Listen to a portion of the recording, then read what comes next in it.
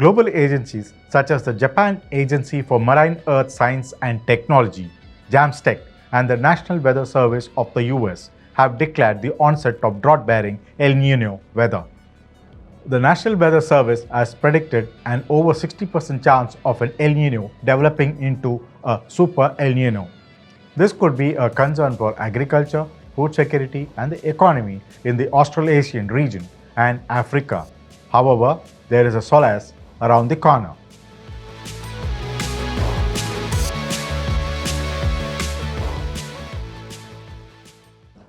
Namaste. Australia's Bureau of Meteorology and JAMSTEC have predicted the emergence of a positive Indian Ocean Dipole by the end of July or early August. The Indian Ocean Dipole, or IOD, is a naturally occurring climate pattern in the tropical Indian Ocean, characterized by opposing changes in sea surface temperatures between its western and eastern parts. What are positive, negative, and neutral IODs and their impact? Positive IOD, warmer sea surface temperature or SST in the western Indian Ocean near Africa and cooler SST in the eastern Indian Ocean near Indonesia. Typical rainfall impact on India. More rainfall over India, especially the central and northeastern regions. Negative IOD, cooler SST in the west, warmer SST in the east. Less rainfall over India except the early monsoon phase. Neutral IOD, no significant SST gradient, no strong influence on the Indian monsoon. The IOD alternates between positive, negative, and neutral every 3 to 5 years and affects weather globally, particularly in Southeast Asia, Eastern Africa, and Australia. What will be its impact on South Asia, particularly India? A positive IOD strengthens the southwest monsoon over South Asia, while a negative IOD weakens it.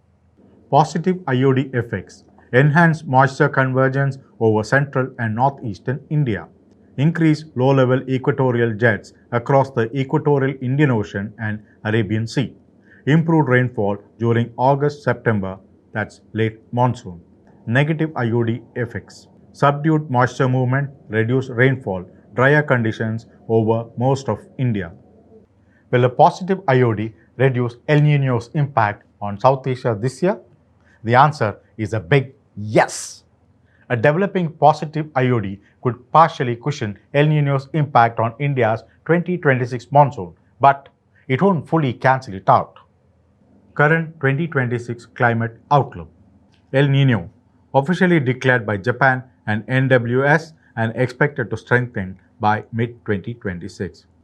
The implication for India is that typically it causes below normal monsoon rainfall. At least 7 of 10 El Niño years in the past have shown deficit. IOD, neutral until at least June 2026. There is no strong influence yet. IOD forecast, potential positive IOD developing during July-August 2026 and peaking during September-November. For India, it could partially offset India's drying effect, especially during August-September. IMD has forecast below normal rainfall for the 2026 southwest monsoon amid strong El Niño. For India, the overall deficit is expected despite IOD support. In the 11 days of the monsoon period, over 2/3 of the country received deficient rainfall. So, what's the point we're driving home?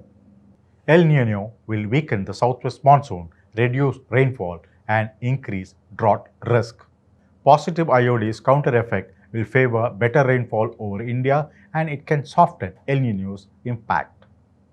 Positive IOD influence is stronger in the late monsoon, August to September, offering a possible late season boost.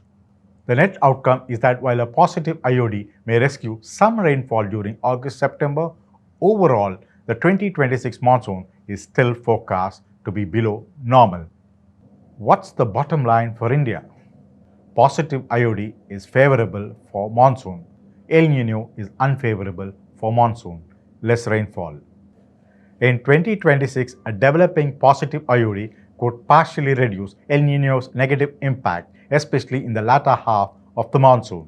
But below normal rainfall remains the likely overall outcome. Fingers crossed, let's hope we will be able to tide over the situation. Keep smiling and be happy until we meet in our next episode. This is Subramani Mankombu signing off. Good luck.